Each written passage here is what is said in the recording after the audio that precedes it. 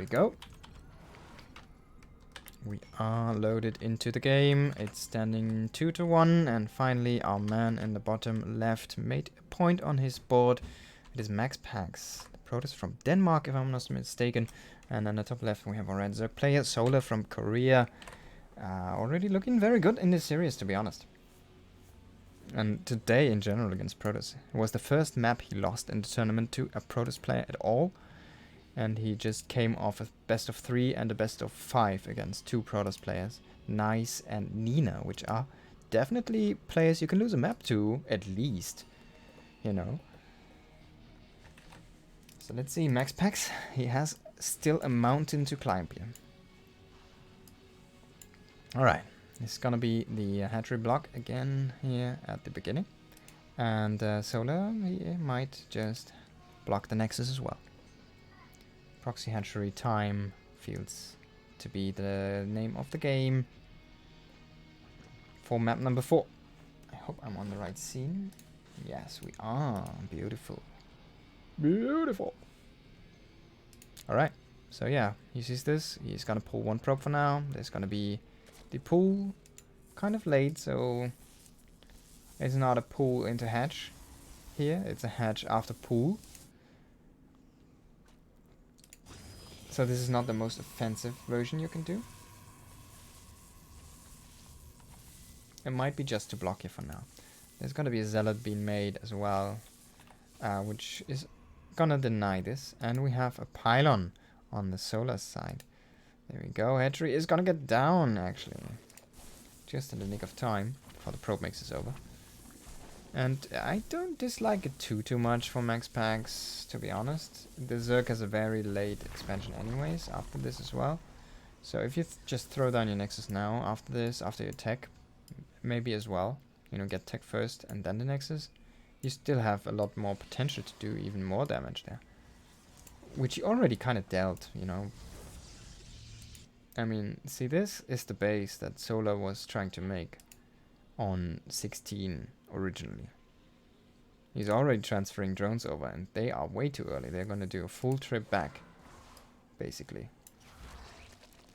Tried to go there for 1 more block, but it did not happen. And yeah, even 1 drone here on the pylon for now. See, these drones are coming back with minerals, and this hatchery is still not finished. So yeah, this is a good delay, but the Nexus as well is very delayed. I like this though, throwing down the Stargate first. So we're gonna see, there is like 3 locations which the Stargate is gonna be able to assassinate drones at. Not the Stargate, but the Oracle. And this, I like this move out here. 1 probe, an Adept and a Zealot. Use your early game units, just pressure a little bit, force the drones off mining here. Force to, you know, force a couple more links. He's already low in drones. I really enjoy this, yeah. Very good move by MaxPax so far. We are lacking 1 thing though. I don't know if he forgot about it, but he is not producing Warpgate yet. And if you don't go for Phoenix, I don't think that is something you are planning to do. And it's not like he's lacking the money. It's just like he forgot it. And I don't want him to lose the game because he forgot a Warpgate. But it's a possibility at this point.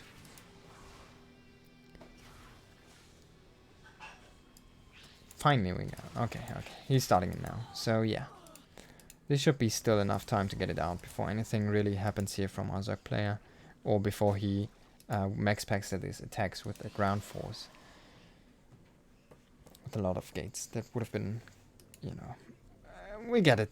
Warpgate is on the way, so thank God he fixed that. And we got a lot of links coming in right now. There's 1 Adept behind this about to pop, so there should be no problem to defend at all. The Oracle didn't really find any damage. I think it has 1 kill there, but not too much. Oh, beautifully done here with a quick block on the pylons and the Adept to lock the links in, actually. So he's gonna confirm the kills on these. Very well played by MaxPax. Just gonna cancel 1 of the pylons, and 1 is about to finish.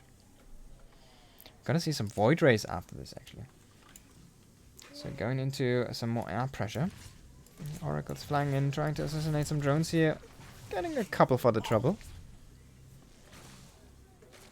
And I have a visitor. Going into third base right now. MaxPax that is. And the Void Ray, actually. The Void Ray is gonna hunt some Overlords right now. And we see a lot of droning here from Solar.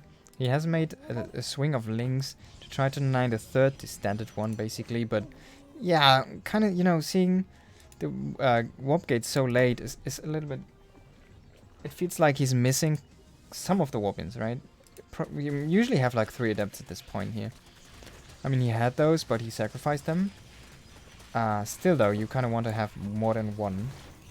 And yeah, this is a cancel. So very well identified here from Solar that he had this opportunity, and he's even gonna grab the adept. The oracles have to come home, have to commit their lasers at home to help defend.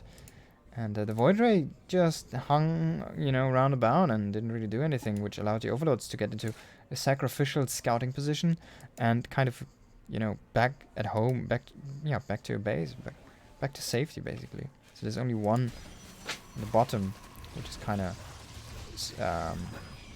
exposed, but that's like a long way off. Do you really want to go there with your Void Ray?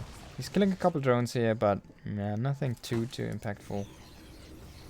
Sees though there is an upgrade on the Twilight, which is very good information here for our Zerg player. And I think all of the cards are in Solar's hand right now.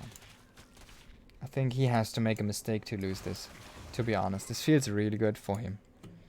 He has Roach's a Roach attack basically about to pop here. With Roach speed, he's probably gonna go around the map and gonna hit the third. And I think it's gonna be a tough hold. You know, spreading yourself out at this time exactly, when there's swell and basically an explosion of Roach and Ravager on the map, you kind of already need disruptors for that to hold it off. Natoka. So he has only adepts with glaives right now, right? This is basically his defense. But against a Roach Ravager push, you need shield batteries with that to hold it, or you need AoE kind of, it feels like. But he has neither of these things, so yeah, he's even committing to a counterattack. I'm a little bit afraid here for our Protoss player, really, to defend his push. Finally, he identifies like the actual push. The Roaches are crawling here around to try and find this, and I think Solar is just gonna go for the natural again. That's the thing, you can't really commit enough. You can't commit to too many batteries here, so you have to choose your natural or your third base where you really want to build those. And the adepts so far are trading here, trying to find the drones, and they're actually going into the juicy drone line. So if you can hold the attack, he's gonna kill enough drones to win this game, but you have to hold the attack. What I like though, the queens are trailing a little bit behind. It's only 3 queens, and we have a couple Void Rays here. You want to use the oracles and the Void Rays though on the queens though right now. You don't want to be fighting the other things on the ground. You kind of need to prioritize the targets here. There's a lot of turn series energy stacked up though, so we are one right there already falling here. I think this is looking really good for Solar actually. He only, both of the robos as well are here on the third base, so he's just gonna lose the robo production there as well. And these adepts are not finding that much damage currently right now. He only records 3 of those, sacrificing another 2 there. Just a tiny micro mistake. These 2 immortals are about to die, not honoring their name at all. And I think Solar has broken the camel's back here. He has slipped the straw into the grass, and he won the game. He won the series.